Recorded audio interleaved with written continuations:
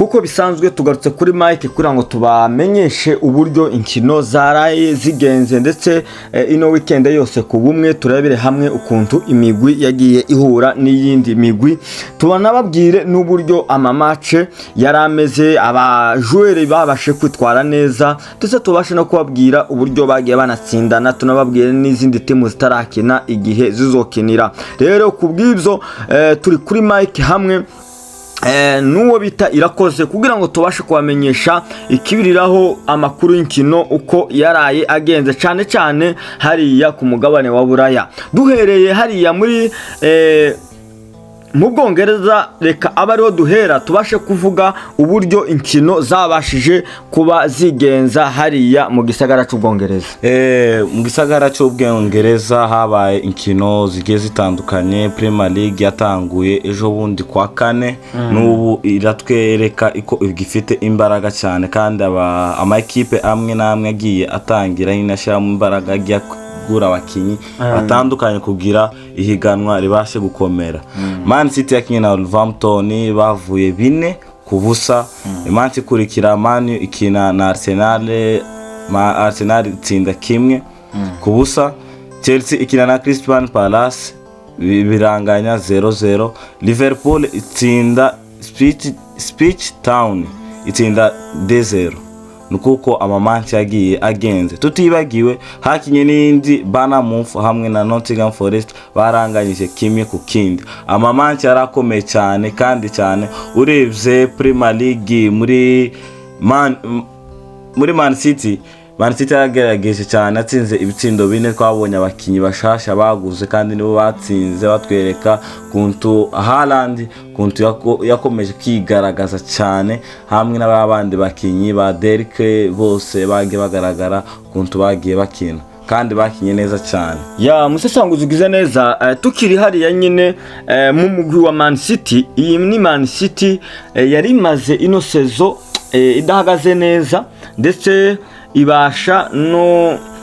kutitwara neza mu mahiganwa yose yagiye ikina, ariko iyi ni Man City yabashe kugaruka abantu bayitege cyane.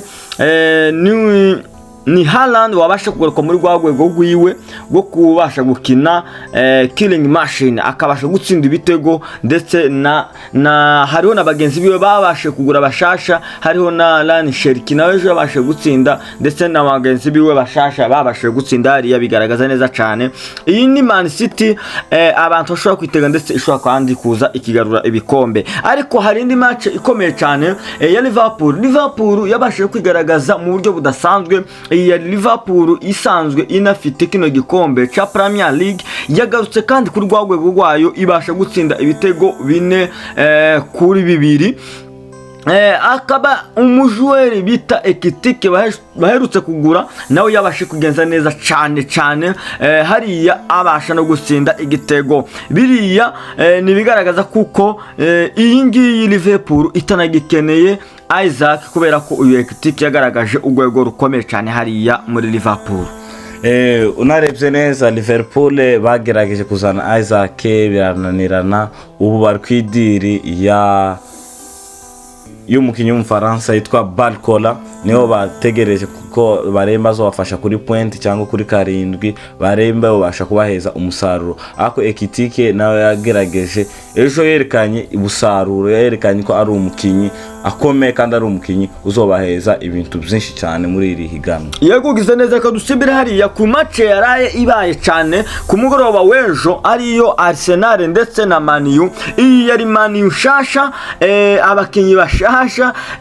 umukino mushasha cyangwa se wa mbere. Byari ibintu nyine aba fans ba Man U bari biteze cyane kureba itimu yabo uburyo imeze, uburyo izobasha gukina. Nukuri byabanejeje cyane nubwo batabashe kuronka intsinzi hariya, ariko babashe kugira performance nziza cyane mu buryo abantu batangajwe n'aba basore ba hano babashe kugura uyu mujore bita ngo ni Matias Kuna hamwe n'uyu wundi bita ngo ni Byimo ngira ngo nuko abajwere babiri babashe kwitwara mu buryo budasanzwe babasha ndetse nubwo batabashe gutsinda ariko iyi ni Manchester bayitege ishobora gukubita utugwi hariya ndetse ni Arsenal nubwo yabakuyeho aya manota 3 ariko Arsenal ntabwo yabashe kugira performance irenze kuko umujwere wabo baherutse kugura ariwe Gikeres twagiye kubona yuko atabashije kwitwara neza hariya mu kibuga mu buryo babashe kumukuramo hariya bamukuramo mu minota ya 60 babasha kwinjiza Kai Havertz ndetse Kai Havertz yinjiye abasha kwigaragaza mu buryo budasanzwe rero iyi Arsenal yabashije gutwara amanota 3 ariko ni Arsenal itakinye ibintu urebye neza cyane Nayo yagiye gusohora abakinyi benshi izana abandi bashasha kandi abakinyi bakomeye cyane turarebye na Arsenal ni Arsenal yitwaye neza iyi sezo ushize naho nikaho itatwaye ibikombe ariko ni sezo yabaye kuri yo kandi ni sezo yabashe kigaragaza cyane turebye muri uyu mukinyi yitwa Ricardo yaragerageje cyane muri Arsenal kandi niwe abashe gutsinda igitsindo cejo kandi igitsindo cyari kimeze neza bishira ari kimwe ku busa kandi twarebye ko Man ari yagaragaje cyane niyo yari ifite possession nyinshi cyane hanyuma akutuza kubona nyuma Arsenal itsinze nukuko nyine amakuru agiye ya imace urebye ukuntu ejo yari ihagaze biragaragara neza yuko Nayo kuba yabuze igitsindo hariya byatangaje abantu cyane kuko yari ifite jenzi za cyane uriya Matias Kuna yabashije gukina akabasha gucenga ndetse ari shot yabashe gutera gardie ayikoraho bukeya umuntu mbona wabashe gusova iriya Arsenal ni umunyezamu wayo Ariolaya rero bisiguye yuko iyi ngiyi Nayo abantu twababwira bakayitega cyane ni Nayo tubona yuko ifite systeme de jeu umutoza yari asanzwe afite ndetse n'abakinyi bahaya bamwumva cyangwa se bahaba mumva ino systeme de jeu reka dusimbira na muri Chelsea nayo yarakinye ibasha kunganya na Crystal Palace titwovuga ko Crystal Palace yoroshe nayo yabashije kuza itwara ibikombe izi timu zikomeye cyane za Liverpool na za Man City rero iyi nayo irakomeye cyane ako kandi Chelsea mu buryo twari tuyitezemo twari tuzi kuko yotakaza ari amanota 3 rero reka turindire umukino umwe ntabwo ushobora kudetermina uburyo ibintu bizogenda bihagaze hariya mu gisagara cy'Ubwongereza rero reka dusimbira mu gisagara ca Espagne turebere hamwe inkino zabaye zibaye turebere hara muri FC Barcelona yabashije gutsinda Mallorca ibitego 3 ku busa ndetse iyi Mallorca twagiye kubona ibasha gukubitwa amakarto 2 ya rouge ariko nubwo batsinzwe benshi baribaza iyi Barcelona ibashije gutsinda agatego kamwe mu bajweri 9 bateneye ni gute itabashe gutsinda ibitego byinshi ariko ico mwomenya iyo itimu yabashe guhabwa amakarto igerageza uwo kudefanda kuko nubundi tubona mbere yuko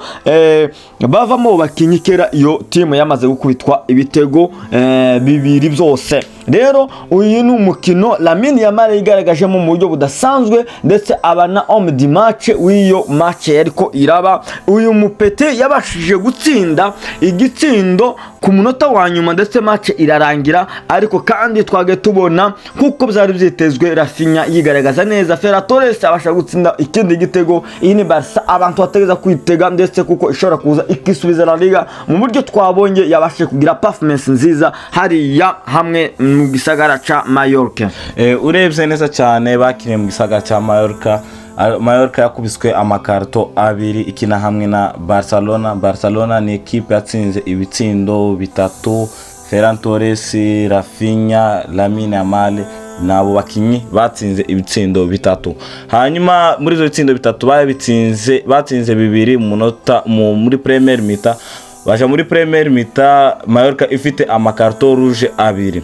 birangira ari 3 ku busa Barcelona yaragerageje kwayo kose yarananiwe kuko bakinye abakinyi badakwiye Mallorca